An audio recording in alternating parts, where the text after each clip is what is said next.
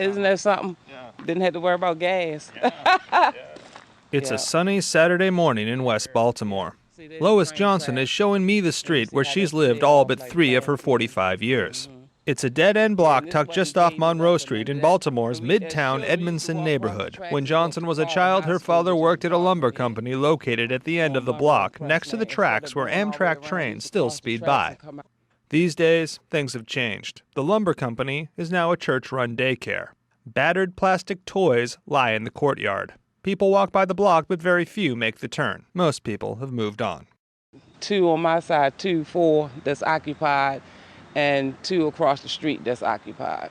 Johnson's block is not special. A drive through West Baltimore is almost apocalyptic. It is emblematic of the post-industrial decline facing America's once robust northern cities.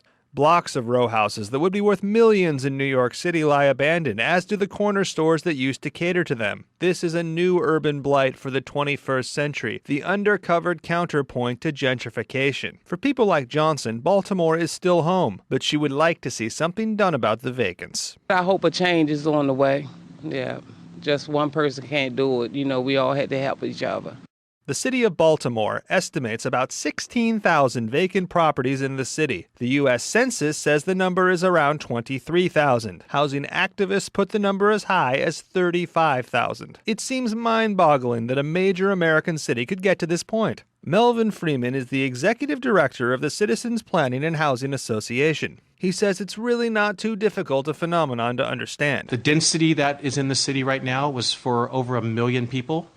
50 years ago, there's not 1 million people here anymore.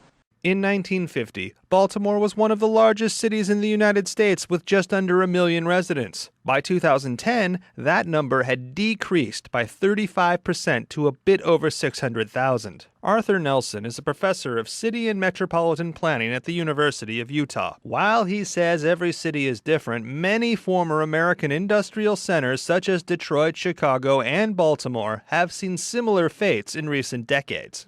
They're not growing. Those economies have stagnated. There's structural changes in the economy. Much of the manufacturing has either disappeared, gone overseas, or moved to other states, leaving an excess housing supply. Freeman says the result is predictable. When those jobs left Baltimore, those people left as well. They didn't take their houses with them. That's the best joke in town. You leave town, but you need to take your house with you. Otherwise, what are we going to do with it? The vacants are concentrated on the east and west sides of the city. These neighborhoods are home to mostly poor African Americans. These neighborhoods have slowly crumbled as nobody in the city seemed to care. Oh, look, nature's taking over again.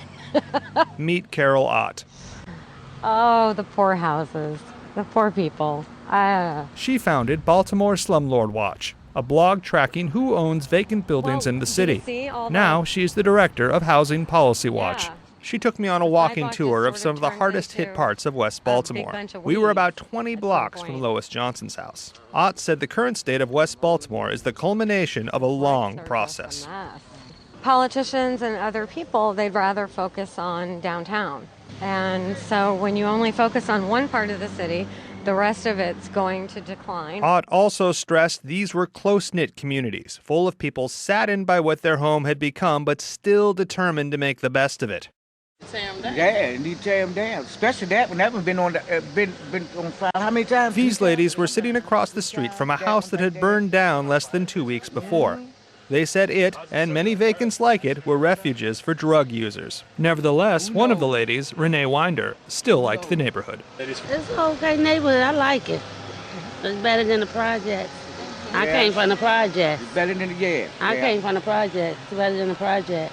So. You grew up with this lady here? Yeah, with Lois here. That's my best friend from around here, yes. Yeah? You guys used to play Back in Midtown Edmondson, Johnson runs into Tyree Wright, a friend of hers since childhood. He now works as a lab tech and runs a neighborhood association on the side. They both think Baltimore is a nice place to live. There's much love here in Baltimore. Yeah, the neighborhoods are family neighborhoods. Yeah. You wouldn't believe you got cousins, uncles, all living in the same neighborhood. Right. You know, and looking out for each other. You know. Wright says Baltimore gets a raw deal in the media. Don't believe what you hear and see on TV about Baltimore. Right. It really is a nice city. Yeah, it is. It's portrayed wrong on TV. Right. You know. Wire and stuff. Yes, yeah. yes. Yeah. and the news that comes out. It was entertainment. And the news that comes out sometimes it's bad, but it's really isolated. Johnson and Wright say the community has not gone anywhere. They are just waiting for the city's leadership to give them the help they need. Justin Mitchell, VOR News, Baltimore.